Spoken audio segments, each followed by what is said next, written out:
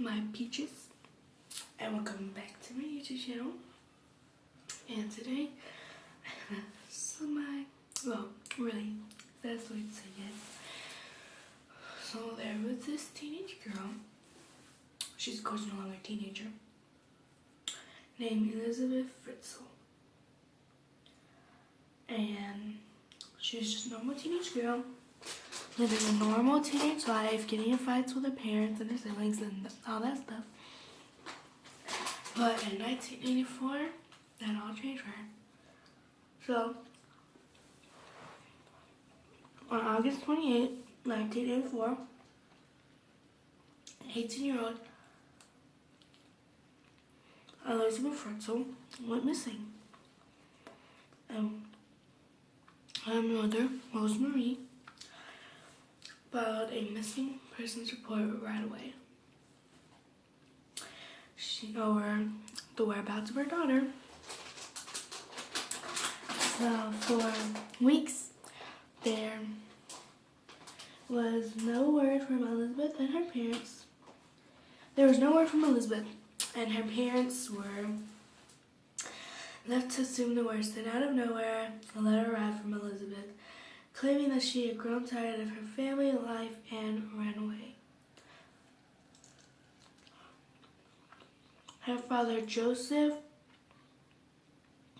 Fritzl told the policeman who came to the house that he had no idea where she would go, but that she likely joined a religious cult or something she had talked about previously doing. But the truth was that Joseph Fritzl knew exactly where his daughter was. She was about 20 feet below where the police officer was standing. And on August 28, 1984, Joseph called his daughter into the basement of the apartment they were staying in, or to the basement of the family's home, in order to say that he was refitting a door to the newly renovated cellar and needed help carrying it. So Elisabeth, thinking nothing of it, followed him to the basement to try and help him carry the door. Little did she know that he had a rag, an ether soaked towel. Ether is this chemical that if it gets too close to your face, it'll knock you out. So that's exactly what he did. He held the towel up to her face to knock her out. And for the next 24 years, little did she know that for the next 24 years, she would be stuck in a cellar. Now this is a picture of the cellar.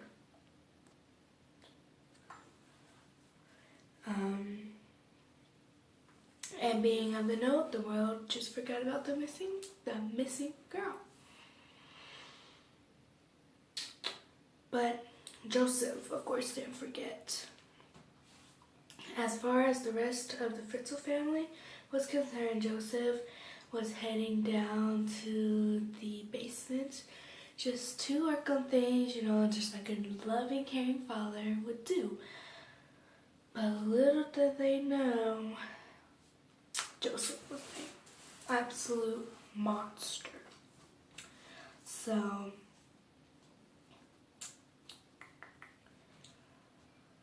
he would visit her in the basement 3 times a week, usually it was every day, for the first 2 years.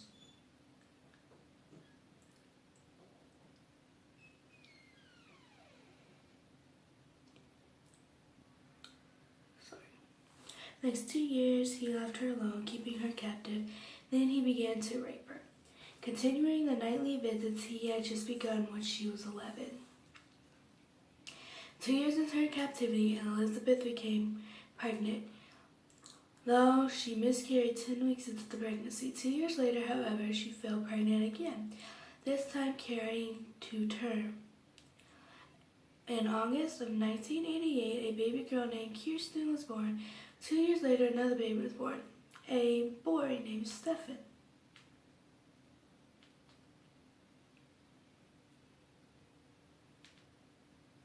Kirsten and Stefan remained in the cellar with their mother for the duration of her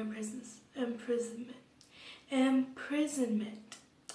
Beginning brought weekly rations of food and water by Joseph.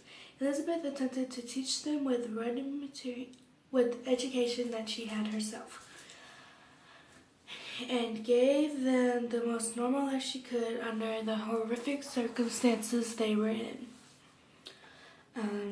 Over the next 24 years, Elisabeth gave birth to 5 more children. 1 more was allowed to remain in the basement with her, but 1 died shortly after. Over the next 24 years, she gave birth to 5 more children, but 1 died, so only 4 survived. 4 out of 5 survived. And one was allowed to stay in the basement with her, so she had 3 of the 6 children that she had. While the other 3 lived upstairs with their family. However, Joseph didn't just bring them up because he knew that would give him away, and So instead, to conceal what he was doing from Rosemary, he had Elisabeth write notes saying, "Hey, I can't take care of my children. Can you help me? Let them live here with you," all that stuff. So they took them in, and they thought that they were just living with their grandparents. And child services didn't suspect anything, just like, oh, they're living with their grandparents, nothing unusual. So it is not known how long Joseph Fritzl indeed to keep his daughter captive in his basement. He had gotten away with it for 24 years, and for all the police knew, he was going to continue for another 24. However, in 2008, one of the children in the cellar fell ill, very ill, and Elisabeth knew that she wasn't going to get better. That child was Kirsten, her firstborn daughter. Elisabeth begged her father to allow her 19-year-old daughter, Kirsten, to get medical attention. She'd fallen rapidly and critically ill, and Elisabeth was beside herself. Grudgingly, Joseph agreed to take her to the hospital. He removed Kirsten from the cellar and called an ambulance, claiming that he had a note from Kirsten's mother explaining her condition.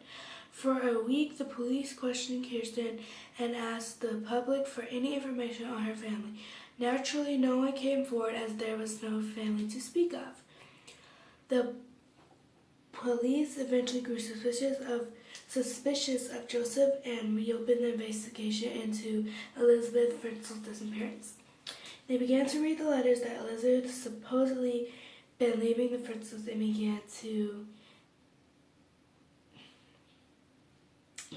see inconsistencies in them.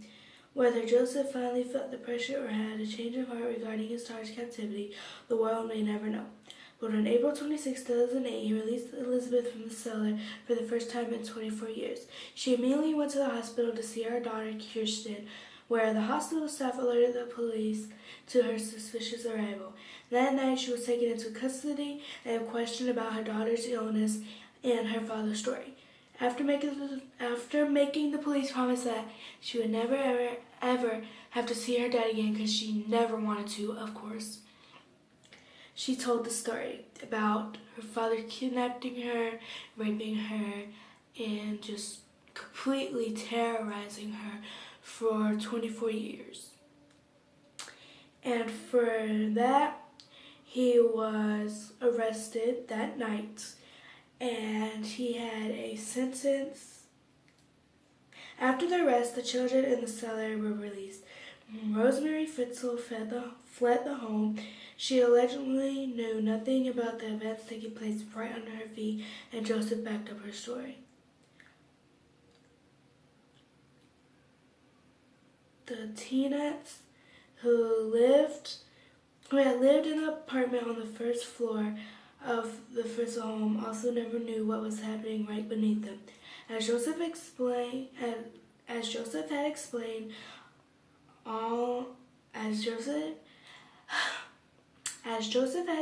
away all the sounds by blaming faulty piping noise and a noisy heater. Today, Elisabeth Fritzl lives under a new identity in a secret Australian village known only as Village X. The home is under constant CCTV surveillance and police patrol every corner. The family doesn't allow interviews anywhere within their walls and decline to give any themselves. Though she is now in her mid-50s, the last photo taken of her was when she was just 16 years of age. The efforts to conceal her new identity were made to keep her past hidden from the media and let her live her new life. Many believe, however, that they have done a better job of ensuring her importance as the girl held captive for 24 years. So no one has seen her and what she looks like since she was 16. The very last picture they have of her was, of course, when she was 16.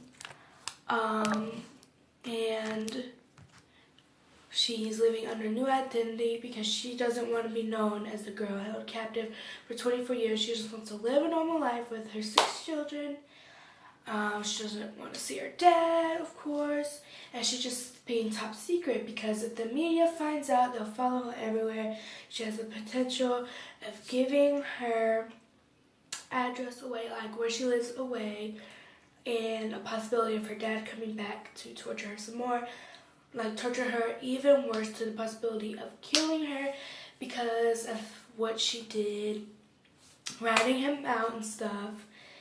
And yeah, so that's why she's just keeping her and her family concealed, because she doesn't want any of her children to live that, like, have that happen to them.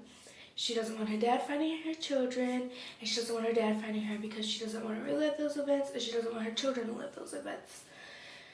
So she is happy, healthy, her children are happy and healthy, and everything's perfectly fine in her life.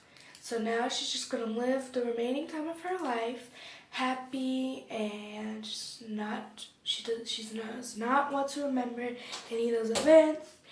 And yeah, her children have perfect education, they have jobs, well income.